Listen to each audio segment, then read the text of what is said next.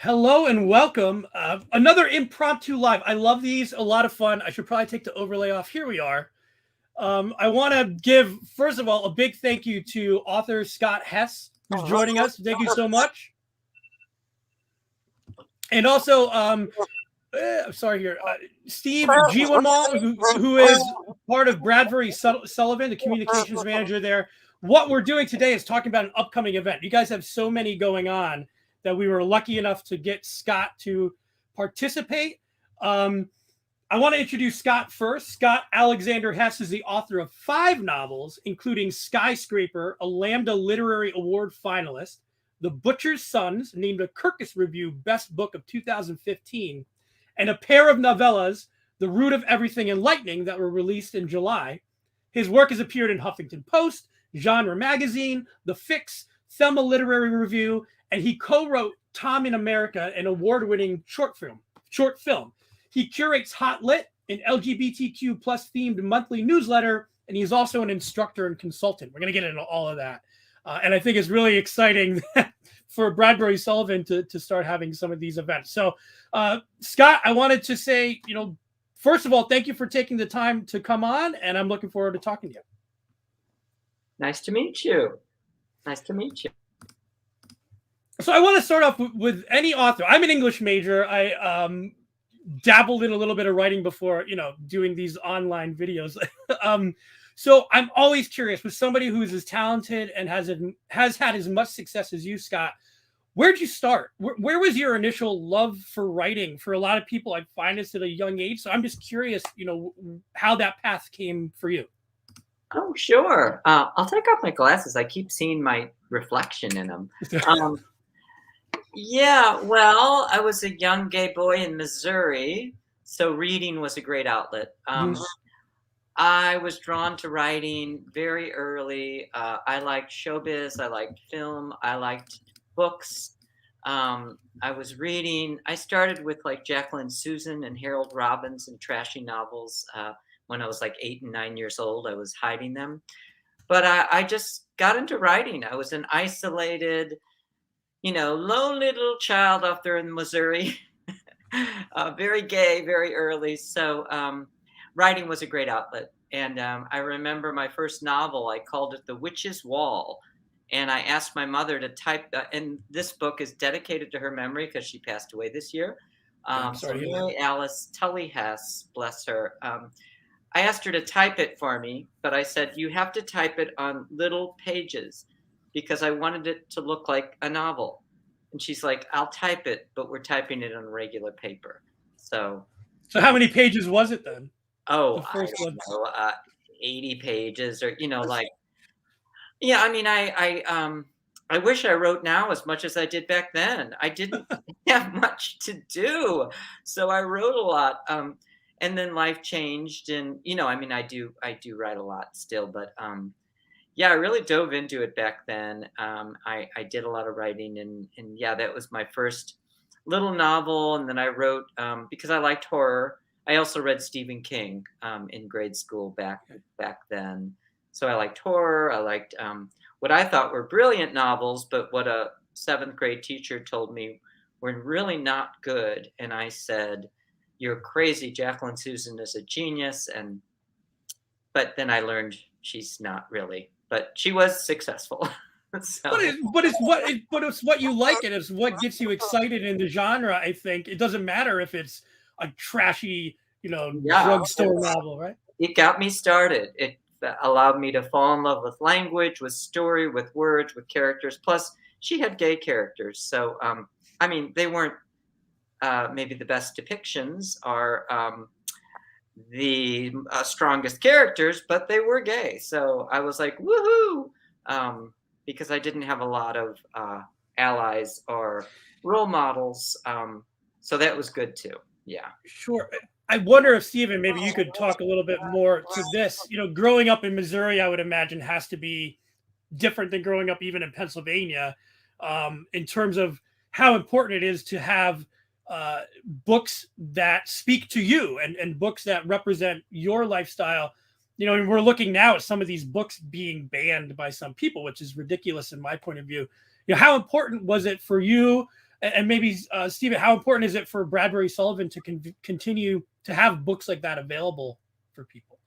Well, personally, I think having representation is incredibly important for someone who looks like me, but also I came out late in life and was looking for some sort of connection, and I didn't really see anyone who looked like me who was also LGBTQ. So having those books is incredibly important, and I kind of wish I had them when I was at teenager hiding books under my bed. But I know that, we are really grateful to have a really comprehensive library here at Bradbury-Sullivan LGBT Community Center. It's been closed during the pandemic, but we're really excited. It's going to open soon. We're not exactly sure on the date, but we're kind of getting everything back online, trying to make it easier for people. And we have tons of books and CDs, DVDs, all the things that you'd come to expect to see from a library. We have it. And we're really excited to have a place for it because we know the importance of queer literature in our community and also for other people who want to learn more about the community. And Scott, as you're growing up and developing your, I guess, your voice, right, in terms of reading and learning, how important were some of those books? Were there any books that really stood out to you besides the ones that you mentioned that as you became maybe a young adult and more serious about writing? Yeah, those were very early. When I really fell in love with writing, my older sister Kathy helped guide me to the classics. And then, I found Jean Genet. I love Alan Hollinghurst, who Alan Hollinghurst taught me with the swimming pool library that you can be very literary and very queer. Because when I went to grad school, I wanted to write a literary novel. I love language. I love Cormac McCarthy, William Faulkner. Okay, yeah. But I wanted to have strong, powerful sex scenes and everything else. And it's a little less segmented now, but 15 years ago or so, it wasn't as much. So when I read Hollinghurst, who won what did he win? He won, oh gosh, the Man Booker Award, and very sensual, very gay, but also very literary. And of course, Jean Genet, who was a bit of an outlaw way back when, but he wrote beautiful lyrical books, amazing books, but that were incredibly sexual and sensual and beautiful. Maybe more sensual is the word, not like totally sexual, but right. So those books, along with just all merging with all great writers that have influenced and inspired me. Because by college is when I fell in love with language and structure and strong storytelling and writers that thrilled me. So, and especially queer writers that let me know, hey, it's okay to have strong or weak or any kind of characters, and that they're all part of humanity. Well, I think you mentioned William Faulkner. I think his advice was always write what you know, right?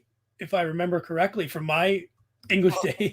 Yes, and if you don't know, make it up, because he created his own country. As a fiction writer, I also teach, and I remind people, sure, write what you know, but also write what you don't know.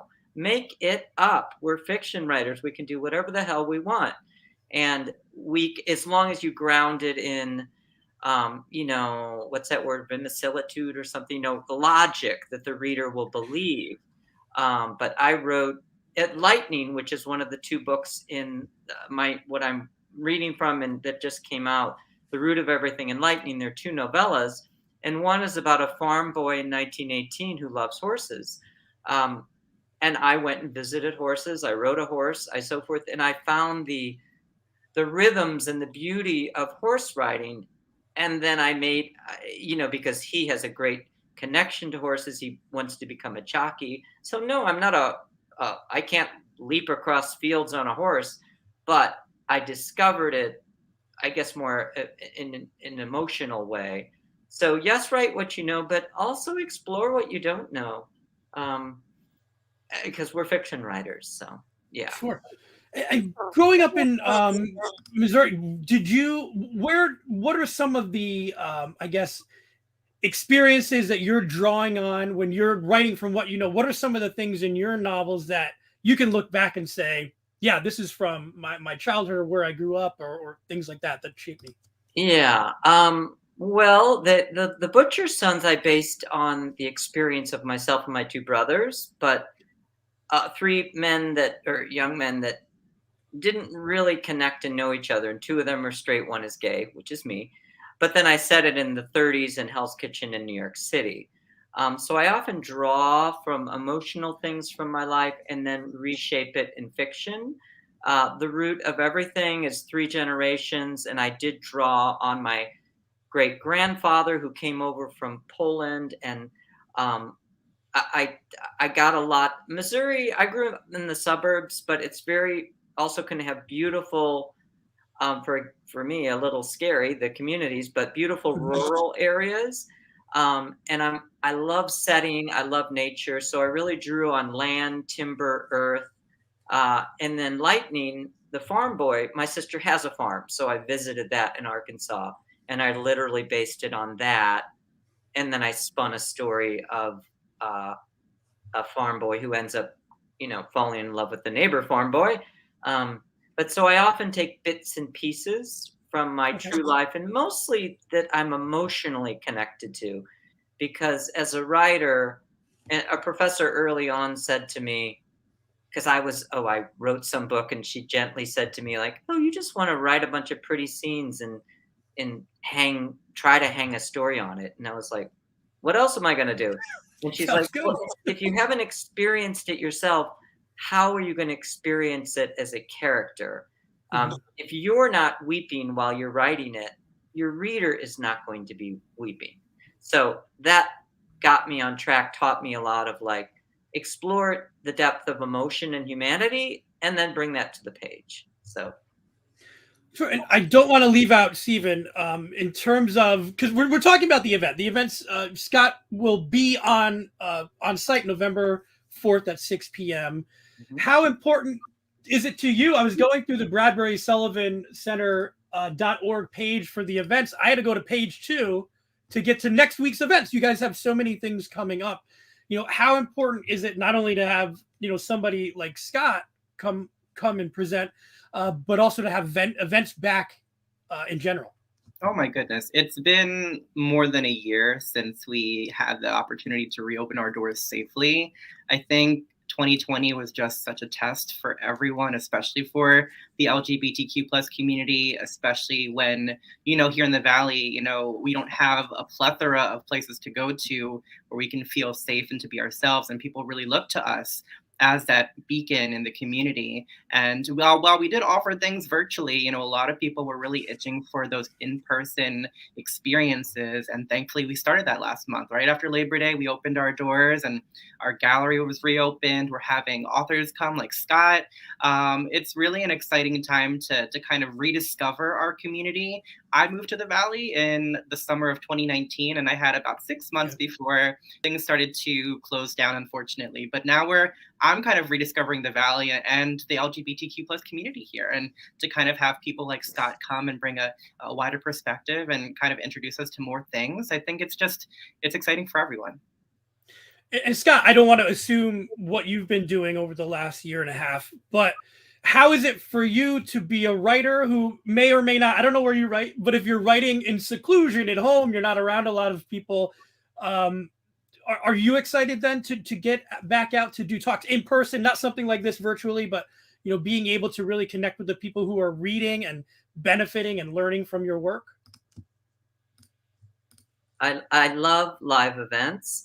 I love the Q&A. We are often at events. I've done many, many, many readings all over the country, and there's always some writers in the audience who just want to talk about writing, and then there's readers who love the books, or who, I love to hear from people on social media. Somebody just wrote me and said, because the root of everything is a tapestry, it's nonlinear. It was a very a choice I thought a lot about, because it's not the easiest to follow, right? And this lady wrote and said, I loved it, but why did you do it like that? Why didn't you make it straight through? So that get in a live setting is wonderful. And my launch party in New York City was in August, and that was a live event, tons of people. And I also always bring in, I know a Broadway performer, I bring in entertainment to make it like a a big show.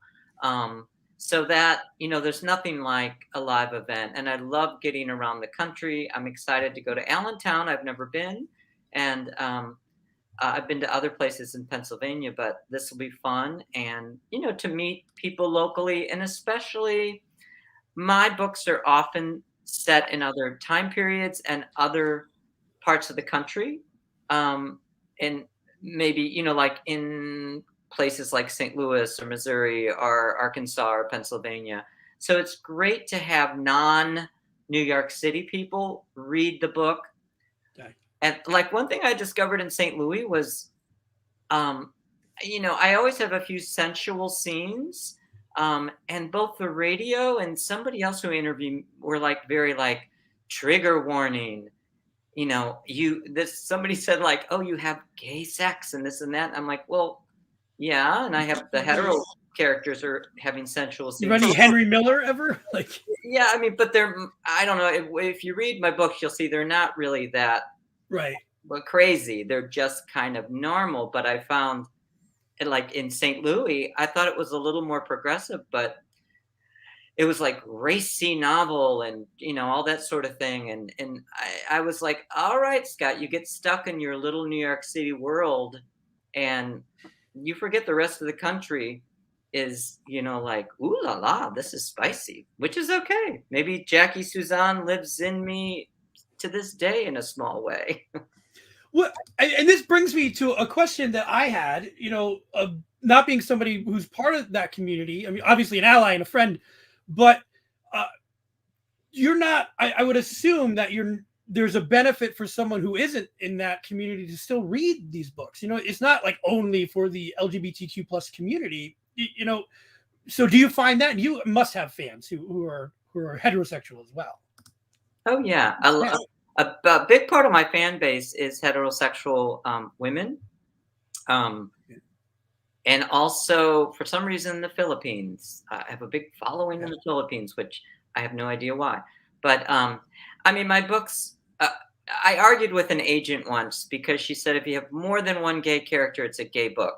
Years ago, they used to like be more concerned with like, oh no, gay literature. But I have straight characters, I have gay characters. They all merge. It's humanity. It's life. It's how the real world is. We're all mingling and mixing. So I don't even, I want to honor my LGBTQ plus roots and the journeys and stories that I represent. And I think we still do need to highlight that. But to me, it's just fiction. It's just, these are just stories and we're all mingling together. So it doesn't necessarily, I'm glad I have these stories, but also they all mix. So I have I probably have more, as far as I know, like straight readers. Although I'll notice like Skyscraper that was up for the Lambda Literary Award, a lot of my gay followers will read that one. And that one is a little spicy. It's a modern day tale and it's a little more exotic. But the fan base is fairly broad, which I'm grateful for because I just hope for good storytelling. And you also co-wrote Tom in America. I glanced over that at the beginning, a short film. How can you talk about that a little bit? Was that a different, of course, like writing for any sort of screenplay or anything is different. How was that experience for you? That was very odd. I wrote a few screenplays and I found, I'm sure it's no big surprise, but I found the film world a little frightening, a little cutthroat, a little shocking.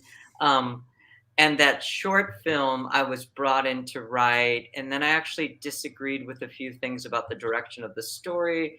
So like 4 of my scenes were kept and another writer was brought in to write the rest of the scenes and this and that. And I don't even know how the film at the end, I was like, oh, I think that part is me. But that's when I moved from film, went to grad school, and got back to novel writing. Because I'm like, I like film, but also it's so technical.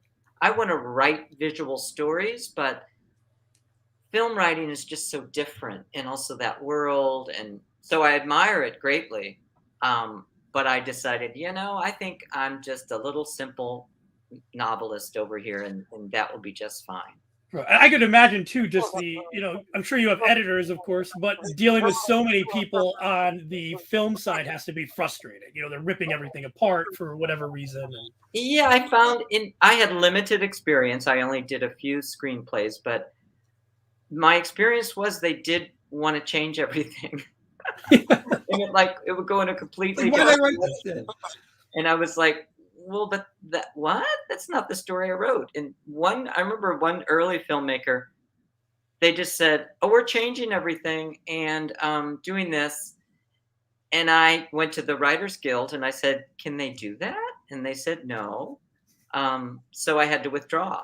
And then I don't know what they did. Maybe they redid it or something. But it was like, well, we spent 1.5 years writing this thing. And so now you say you're going to just change the whole thing and put your names on it too. I was like, okay, but I think I'll just go now. Yeah, that has to be so frustrating that you're just like, I'll go work on something else. Thank you very much.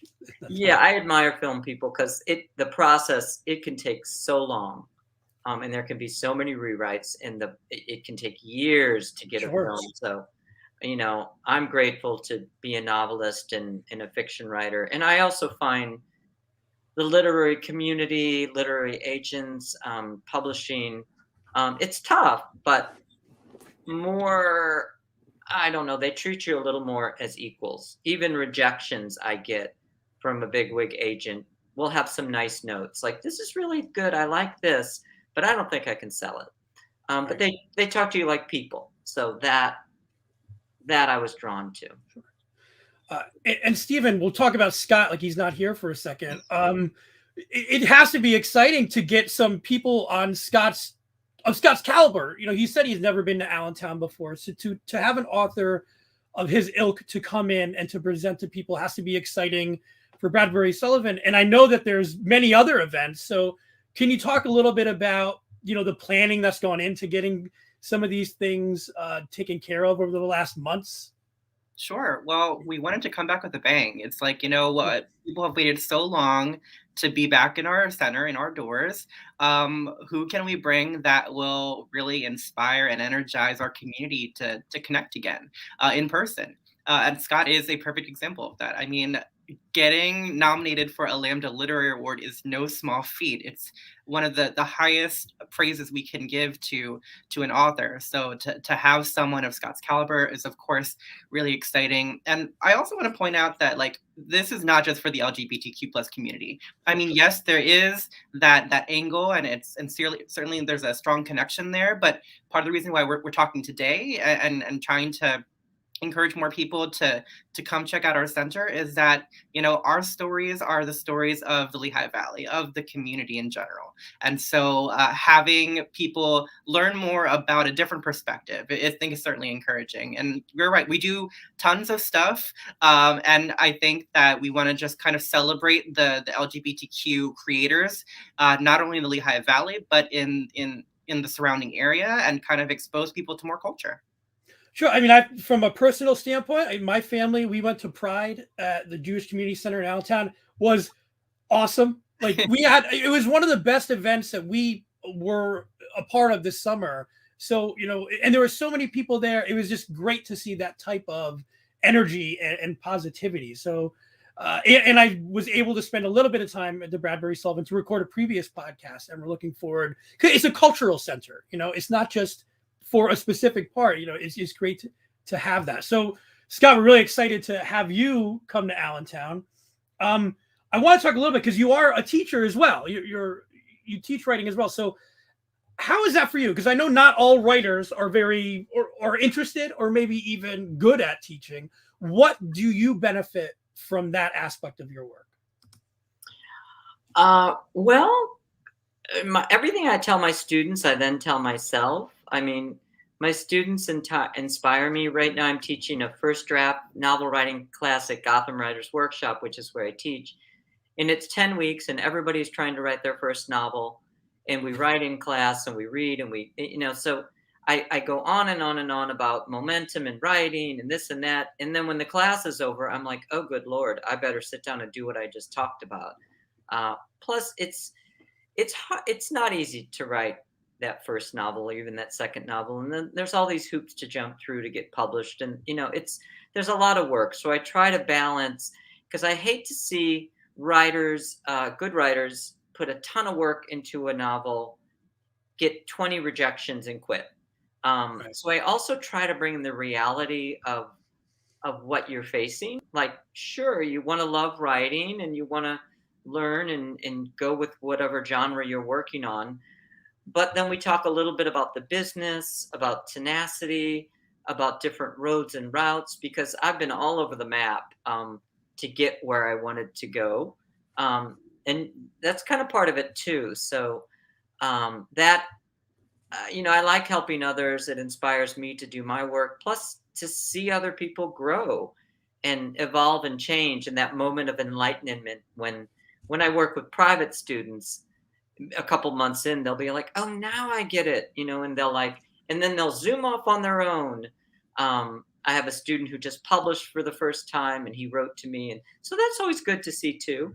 So it's that you give and then you get back, and also it keeps you on track, because reading and writing and all that is, if I'm not writing, I'm reading. I'm inspiring myself.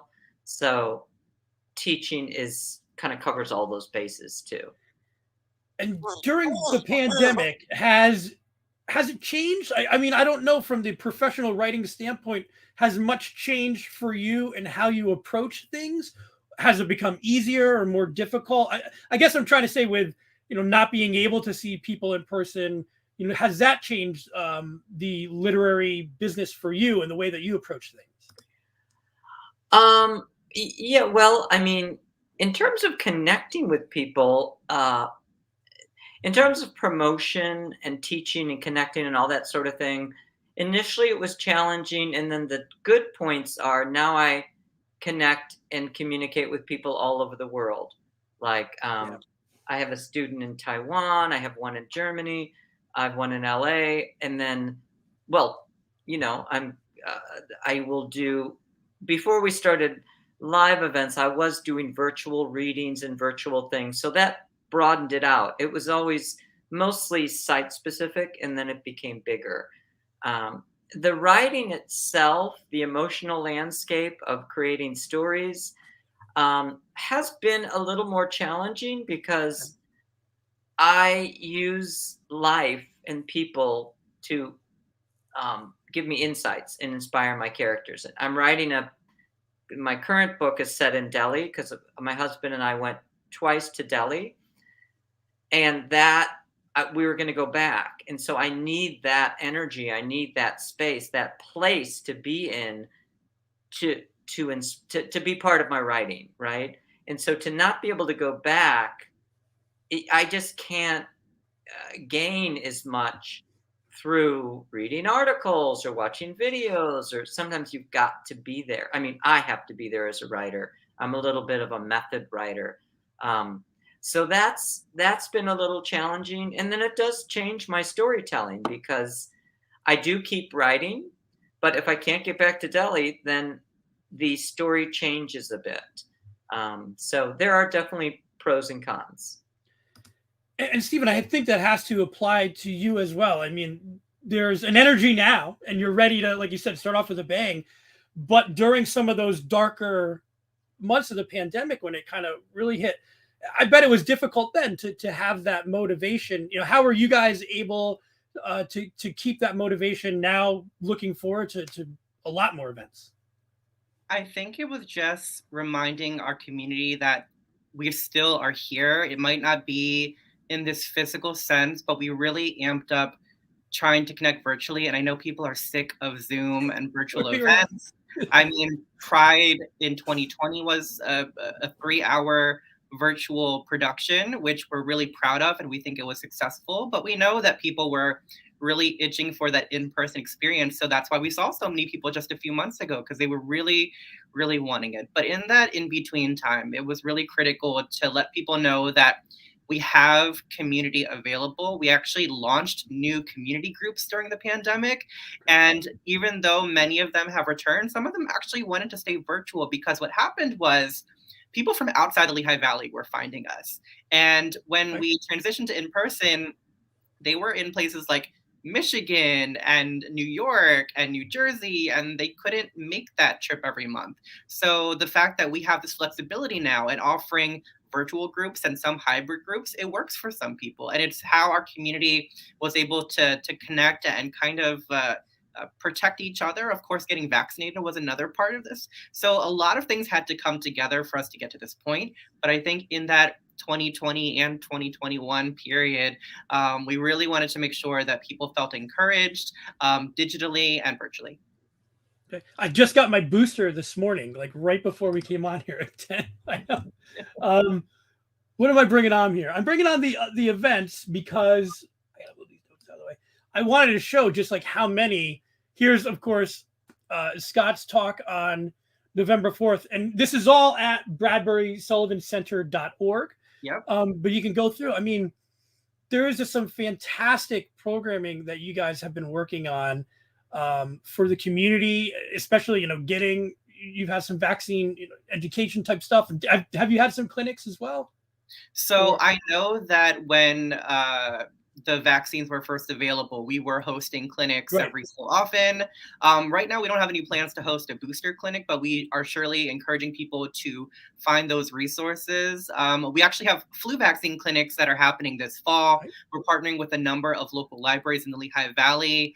We're having one at our center actually on the same day as Scott's talk. So Scott's talk is going to start at 6 o'clock, and the vaccine clinic is going to be from 4 to 6. It's going to be right outside of our center. You can either walk up or drive up. We've seen lots of people drive up, and you just get your shot and you go, and you're protected from the flu that's happening.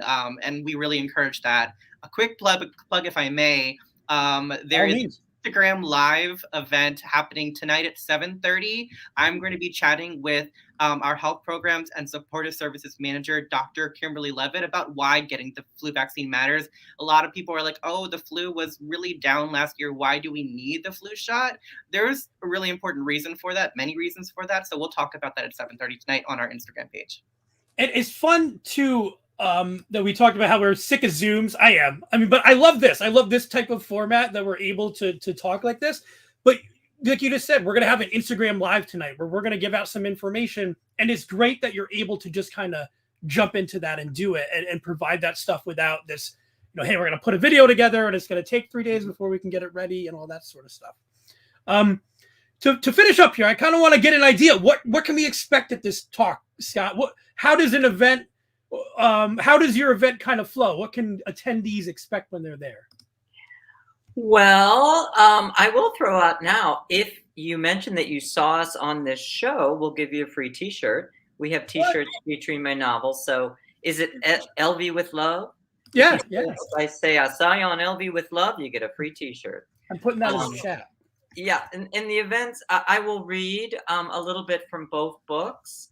And then I always like to, open it up to questions and discussion. And then Stephen might have something else planned, or sometimes we create a conversation, but mostly introducing people to the book, and then discussing, like we can discuss the story, the other books. And like I say, I usually get some writers who might show up, and also, you mentioned like the bringing in not just the queer community. I love to get perspectives from all different types of people, because sometimes they have really interesting questions. And maybe like this housewife that came, she was a housewife because she told me, she said, I'm a housewife. And I never read a book like this, and I never read two men in and I'm like, oh, great. And, it was a nice chat. So hopefully we'll get a wide array of people and have a great discussion. And to Stephen's point, I agree with you. Like, these aren't events just for the LGBTQ plus community, although of course, they're geared to them and they're is part of that community.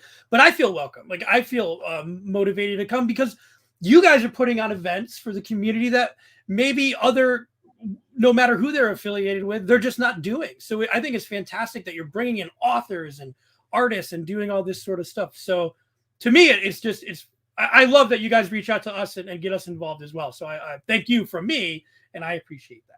And thank you, George. I mean, we applaud your allyship and your real dedication to wanting to see the entire region thrive, and that includes the LGBTQ plus community. And we're really grateful that we could be here today to talk about this exciting event and everything else that's happening at the center. Sure. And Scott, we're looking forward to having you in Allentown. Man, I haven't. I don't even know what to recommend at this point. Just come to see the city. There's so many fun things going on, not only in Allentown, but throughout the Lehigh Valley. It's always exciting to have artists of your caliber, come and participate. So thank you so much. Thank you. Thank you. All right, I gotta bring this up again just so that people can see it. Look at it here. Just again for a recap, and you can find all this at Bradbury-Sullivan-Center.org. On November 4th, the author talking book signing with Scott Alexander Hess. And remember, now I'm excited. If you mentioned that you saw his performance here, his interview here, you'll get a free T-shirt. I think I'm going to show up and say, hey, I interviewed you. But again, I want to thank you guys so much. Stick around for a second after we end the broadcast, but thank you guys so much again for coming on to talk to me today. Thank you, George. Thank you. Thank you.